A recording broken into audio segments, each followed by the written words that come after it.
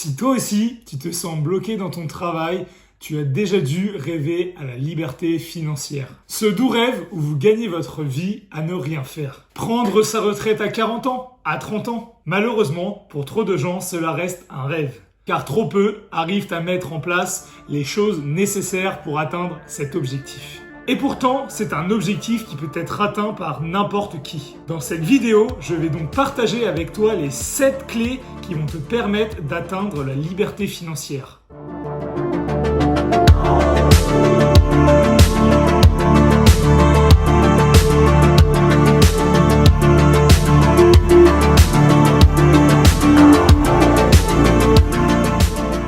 Je ne te dis pas que cela va être facile, que tu vas pouvoir quitter ton travail au bout d'un mois après avoir mis en place ces 7 étapes, mais je suis certain qu'avec beaucoup de patience, un peu de rigueur, tu pourras atteindre ta liberté financière. Plus tu vas mettre en place ces étapes tôt dans ta vie, plus vite tu pourras atteindre ta liberté financière. Commençons avec la première étape, définir son ou ses objectifs. Certaines personnes pensent qu'être libre financièrement, c'est simplement être indépendant financièrement. C'est-à-dire que je ne vais pas dépendre d'un salaire, je ne vais pas dépendre d'un patron. C'est souvent le cas des entrepreneurs qui travaillent pour eux-mêmes et qui sont donc libres financièrement. Tandis que d'autres définissent ce concept comme le fait d'avoir arrêté de travailler et de vivre simplement de ses investissements. Vous avez encore d'autres personnes qui voient la liberté financière comme quelque chose de très frugaliste. Vivre avec très peu tout en étant libre de ses choix et en étant forcément heureux de la vie que l'on a choisi de vivre. Dans cette première étape, il vous faudra définir quelle est votre liberté financière, quel est votre objectif en termes de liberté financière. Pour cela, tu auras besoin de définir le montant dont tu as besoin pour vivre chaque mois. Est-ce que j'ai besoin de 1000, 2000, 3000, 5, 10 000 euros pour vivre et être totalement épanoui? Le dernier élément va être le fait de déterminer votre objectif en termes d'horizon de temps.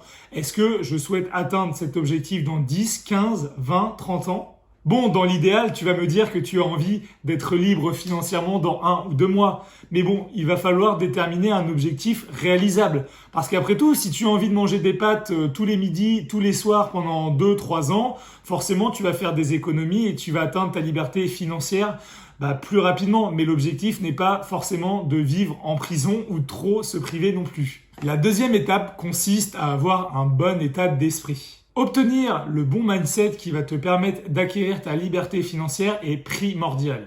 Il va te falloir avoir le tempérament de l'investisseur. Malheureusement, pour la plupart d'entre nous, ce n'est pas quelque chose d'inné. Il va falloir que tu sois curieux. Pour cela, tu vas devoir retourner un peu la problématique dans tous les sens, t'intéresser à fond dans le sujet, rester toujours ouvert à la moindre opportunité qui va te permettre d'atteindre ton objectif. Et par-dessus tout, si tu peux échanger avec d'autres personnes qui ont les mêmes objectifs que les tiens, c'est toujours intéressant et ça va te permettre de progresser plus rapidement. Ah, la patience. Comment t'arriver à devenir libre financièrement sans la patience ? Comme je l'ai dit tout à l'heure, il va falloir t'armer de cette fameuse patience pour atteindre cet objectif. Car forcément, tu pourras peut-être atteindre la liberté financière en faisant un peu n'importe quoi.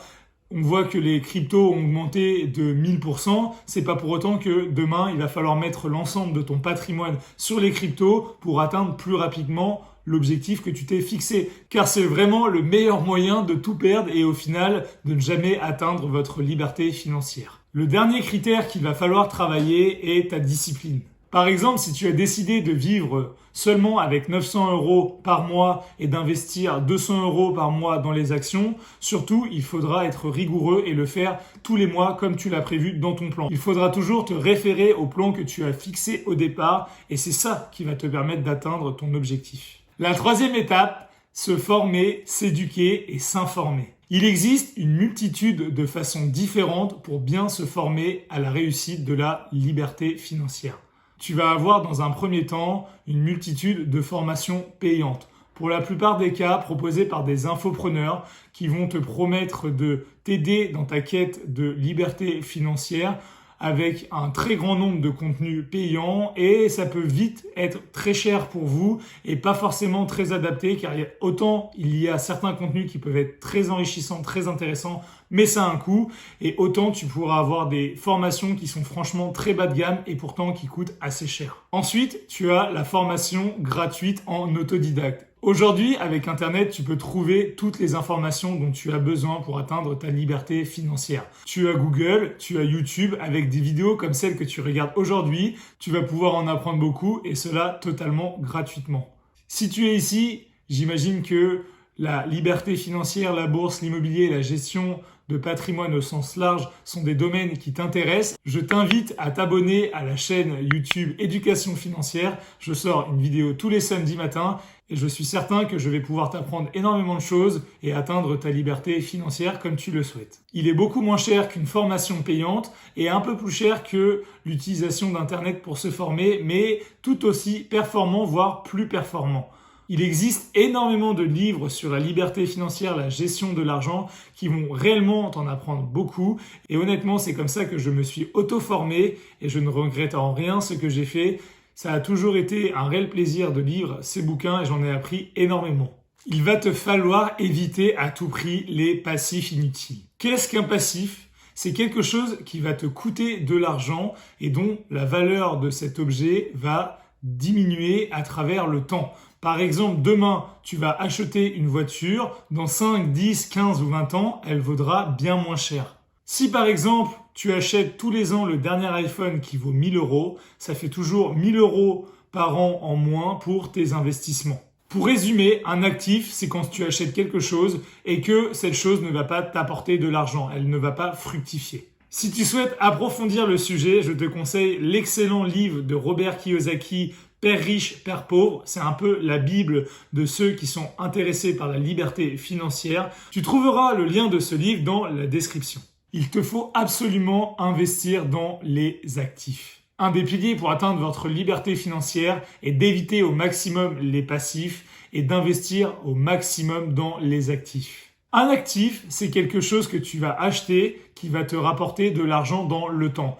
Par exemple, si tu achètes des actions, elle va potentiellement te servir un dividende annuel et potentiellement quand tu la revendras, tu vas pouvoir faire une belle plus-value. En gros, c'est un investissement qui est censé te faire gagner de l'argent. Plus tu vas avoir d'actifs, plus tu vas avoir de l'argent qui va tomber dans tes poches sans rien faire, ou les choses que tu possèdes comme par exemple un bien immobilier prend de la valeur sur le temps et quand tu le revends, tu vas faire une plus-value. C'est ça qui va te permettre de ne plus dépendre d'un salaire. Acheter simplement des passifs sans réfléchir n'est pas la bonne solution. C'est aussi le meilleur moyen de tout cracher et c'est ce qui va vous empêcher d'atteindre votre liberté financière. C'est pour ça qu'il va falloir être rigoureux et choisir les bons actifs qui vont te permettre d'atteindre tes objectifs. Et pour cela, il va falloir diversifier tes actifs. C'est-à-dire pas avoir tout ton patrimoine dans l'immobilier, pas avoir tout ton patrimoine en financier, dans la bourse, les obligations, les ETF, etc. Il faudra allouer ton patrimoine dans chacun de ces véhicules d'investissement. Un peu dans l'immobilier, un peu dans la bourse, un peu dans le crowdfunding, un peu dans les ETF, un peu dans les obligations. La diversification vous permet d'être protégé dans l'éventualité d'une crise. Par exemple, une crise immobilière, une crise financière. En élargissant vos prises de position, vous allez pouvoir prétendre à capter un plus fort gain sur l'un des actifs dans lequel vous avez investi. Par exemple, la crypto-monnaie ou d'autres types d'actifs qui peuvent être plus risqués mais plus rentables. Septième et dernière étape, connaître son patrimoine et tout ce qui le compose. Maintenant que tu as des actifs, il va te falloir les gérer au mieux. Il va te falloir définir une bonne allocation patrimoniale. Comme je l'ai dit dans la 6e étape, maintenant que tu es diversifié, il va falloir dans la 7e étape répartir au mieux l'ensemble de tes actifs. Je vais mettre par exemple 60% en immobilier, 20% en bourse, 10% en crowdfunding. Et cela n'est propre qu'à chacun, c'est-à-dire que la détermination de votre allocation de patrimoine est faisable forcément en fonction de votre situation personnelle et aussi en fonction de vos objectifs. Car plus vous allez prétendre à un haut rendement, plus forcément ce sera risqué. J'ai fait une vidéo justement pour créer la meilleure stratégie patrimoniale en fonction de votre profil. Si cela vous intéresse, le lien s'affiche juste en haut. Je t'invite à aller y jeter un coup d'œil. Une fois que tu as mis ton allocation de patrimoine en place, il te faudra la réguler et la surveiller régulièrement. Par exemple, moi, je regarde l'ensemble de mes investissements tous les trimestres et c'est peut-être le moment de rebalancer. Est-ce que j'ai un peu trop d'argent de côté et du coup, ça va me permettre d'investir, par exemple, dans les actions, dans les ETF. Tu l'auras compris, la quête de la liberté financière est un processus qui est continu et évolutif. Imprégnez-vous des solutions que nous avons vues aujourd'hui dans cette vidéo. Mettez-les en pratique et les portes de la liberté financière vous tendront les bras.